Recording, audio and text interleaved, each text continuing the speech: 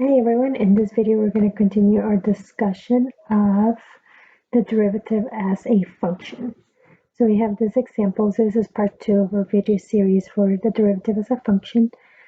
Let f of x be this function 2x squared minus x cubed, and we want to find part A, find all values of x where the function has horizontal tangent lines, and part B, find all values of x where the function has tangent lines parallel to this line.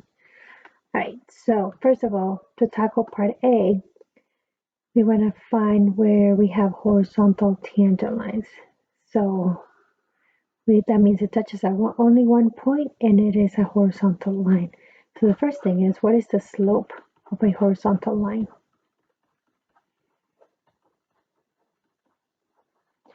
The slope of horizontal lines is m equals 0, right? But for a vertical line, the slope is undefined.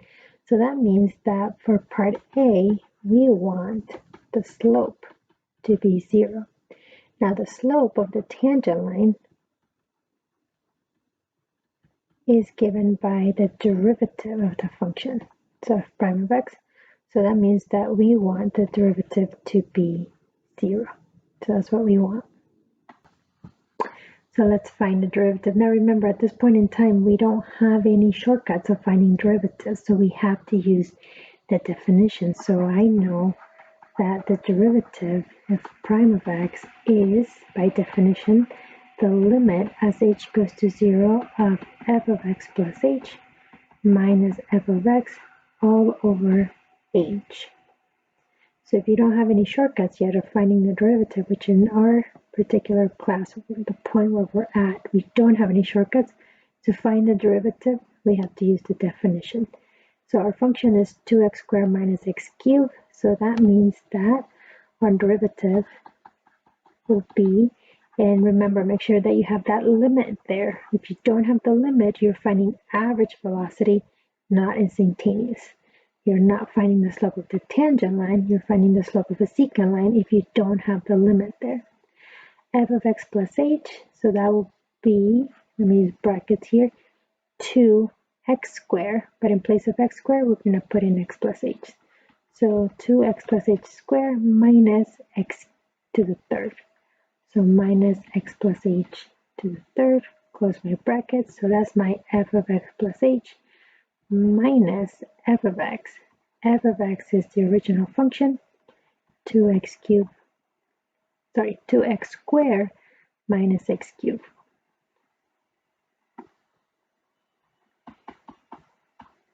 Close your bracket, and this whole thing is divided by h. And so let's simplify. So I still have my limit there. If I plug in, if I try to take the limit, I'm going to have 0 over 0, because everything, when h is 0, this function, this first bracket, will be exactly what we have in the second bracket. So they'll just cancel out, 0, and as h goes to 0, this will be 0. So we have to do some algebra. So let's multiply this out. So I know I'm going to have 2x plus h squared, that's x squared plus 2xh plus h squared, minus parentheses and then x plus h cubed. So in the previous video series for finding the derivative at a point, we did an example with the x plus h cubed. So just to remind you real quick, I used Pascal's triangle in order to find my coefficients. So in this case, my x is my a, right? So when we had a plus b cubed, you can use these coefficients to write out your expansion. So in this case, my a is x and my h is b. So this is going to become 1 x cubed plus 3 x squared h plus 3 x h squared, and then plus 1 h cubed. So that's using Pascal's triangle to do the expansion for this. Now close my bracket, minus, and then this stuff. So 2x squared minus x cubed. And you can, I guess I could have distributed that negative as I went. So I'll do that on my next step. So f prime of x is the limit as h goes to 0 of distribute all your constants. So for the first one, we're going to distribute the 2 in. For the second, we're going to distribute that -1 that's sitting at the front. And here we're going to take that negative inside. So let's do all that. So I'll have 2x squared plus 4xh plus 2h squared minus x cubed minus 3x squared h minus 3xh squared minus h cubed, and then distribute that negative. So minus 2x squared plus x cubed all over h. And now let's try to see combine like terms. Hopefully things cancel out. Let's see what cancels out. My 2x squared and the x cubed.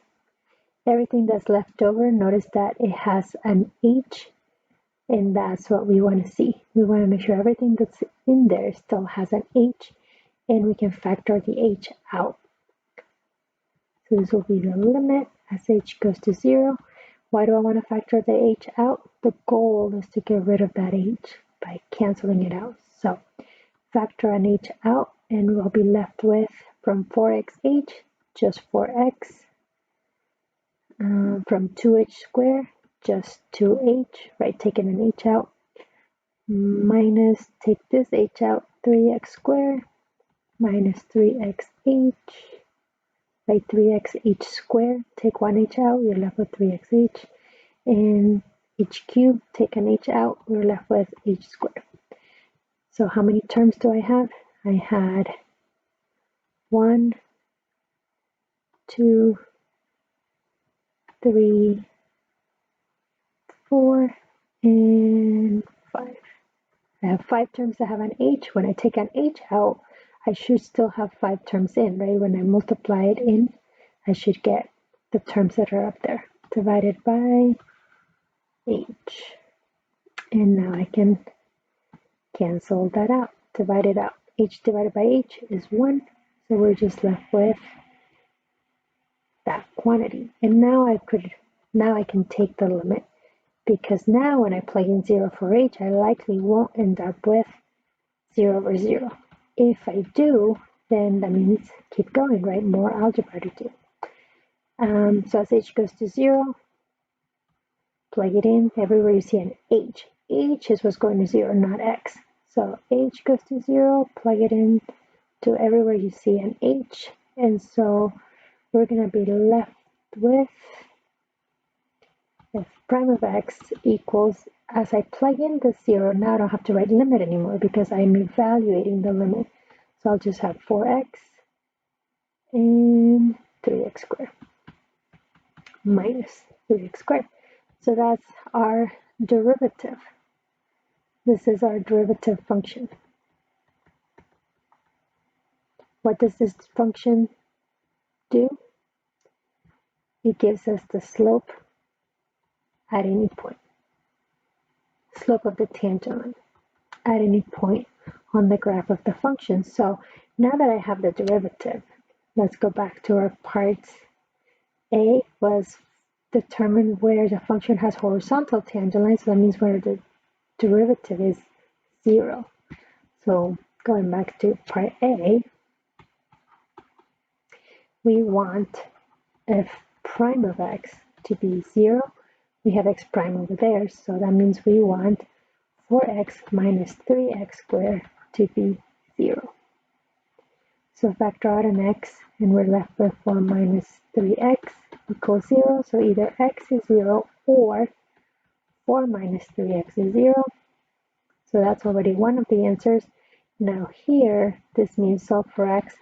So x is, what is that? Negative 4/3, but it will be positive. So, because a negative 4 divided by negative 3 becomes positive. So that means that f of x equals to 2x squared minus x cubed has horizontal lines, tangent lines,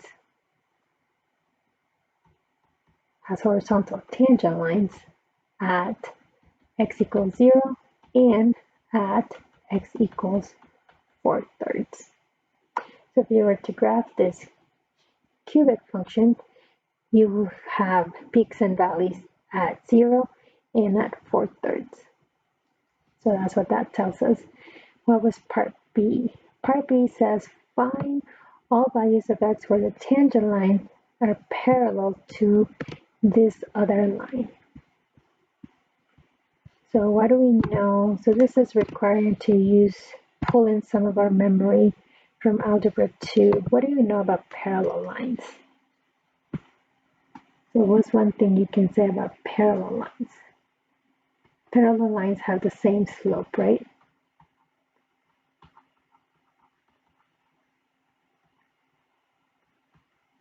So that means the final values of x where the function has tangent lines. So we want our tangent lines to be parallel to this line.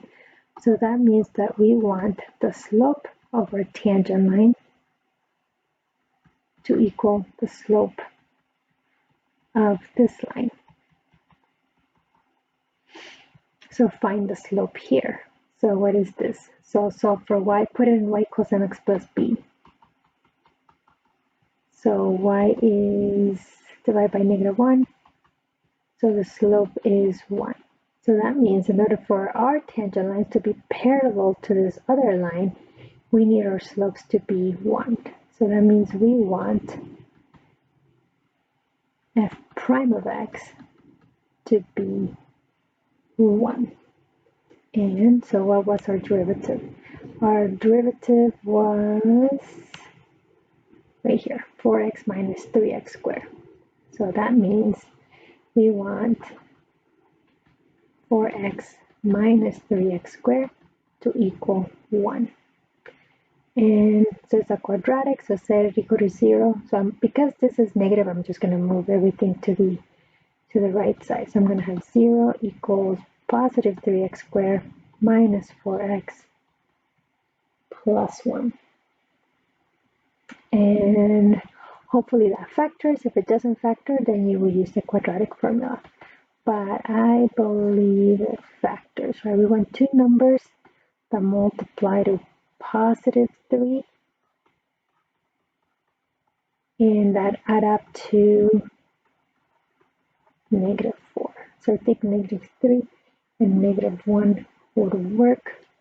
So this factors into, what is it, 3x minus 1 and x minus 1. Let's double check it. 3x squared minus 3x minus x gives us minus 4x, and minus 1 times a minus 1 gives us the positive 1. Cool. So now I can say, okay, so either 3x minus 1 is 0 or x minus 1 is 0. This one tells me x is 1/3, and this one tells us x is 1. So we have two tangent lines that have a slope of 1. So let's write it out. So f of x has tangent lines parallel to our line. What was the equation of the line? X minus y equals 3. Parallel to x minus y equals 3 when x equals 1/3 and x equals 1. So let me show you a graph of the function, the tangent lines, and this other line. So here are our functions. So what we have is our function. This is f of x equals 2x squared minus x cubed. And then we have our tangent lines. So notice that there is a tangent line, so it only touches at 1. So that is x equals 1. And then you have over here, we also touch at 1/3. So those are our tangent lines. And they are parallel. They're parallel to each other, but they're also parallel to this equation, the x minus y equals 3 line. Right, so we found that this line, the slope is 1. So then therefore all these other two tangent lines have a slope of 1. So that's what we we're able to find. So this is another way that having the function as a derivative is really helpful. It helps us find other information and points where we want the slope to be something. And in this case, we wanted it to be parallel to this line. So if you're comparing data, for example, and you have a data value that is your target, so in this case, this line, we want to see like, well, where does our graph meet that? So the derivative can help us find that. And so in order to do that, we have to make sure that we have a differentiable function.